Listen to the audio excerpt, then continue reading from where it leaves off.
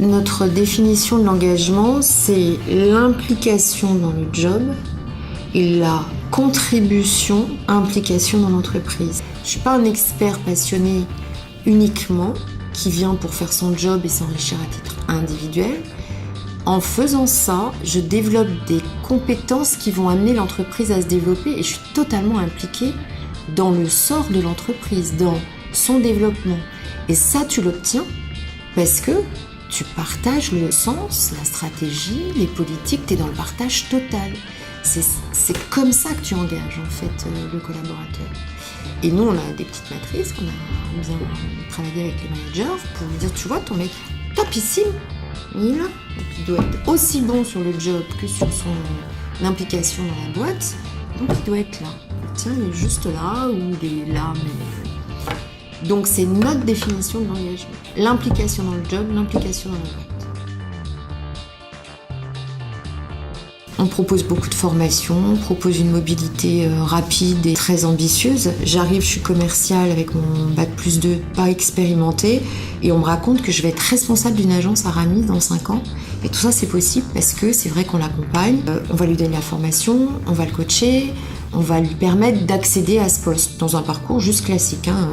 Donc on est 26 ans, 27 ans et on est responsable d'une agence avec un business et une responsabilité de taille, c'est pas rien. Déjà mesure, on a nos enquêtes. On a notre INPS tous les 3 mois, on va choper est-ce que je suis heureux, est-ce que j'ai bien les moyens pour bosser, est-ce que mes collègues sont heureux, est-ce que mon manager se préoccupe de moi, est-ce que je peux faire mon travail tranquillement et sereinement. Ensuite, comme ils sont cash, ils viennent nous voir, toc toc, j'ai un problème, ça peut arriver. Donc nous, notre rôle, RH, c'est d'être support au management. Parce que notre modèle managérial est un modèle managérial qui doit permettre aux collaborateurs d'être vraiment dans l'autonomie. C'est une pyramide inversée en fait. Nous, la pyramide, elle est inversée. C'est pas une pyramide hiérarchique.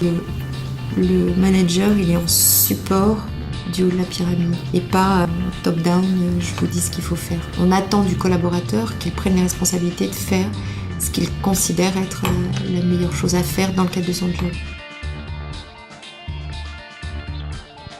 Ce qu'on vit, c'est plutôt l'instantanéité. En tout cas, on n'est plus du tout câblé. Je dois venir ici parce que soit c'est alimentaire, soit c'est la réalisation, soit etc. Donc oui, on vient y chercher quelque chose. Si on ne trouve pas, on vient chercher quelque chose de très concret. J'apprends plus, qu'est-ce que tu me proposes ? Et c'est toujours cette espèce de gymnastique vers le mouvement, ce qui va bien, puisqu'on veut être des entreprises agiles qui bougent en tout le temps et qui sont en mesure d'anticiper les solutions pour le client, donc ça tombe bien.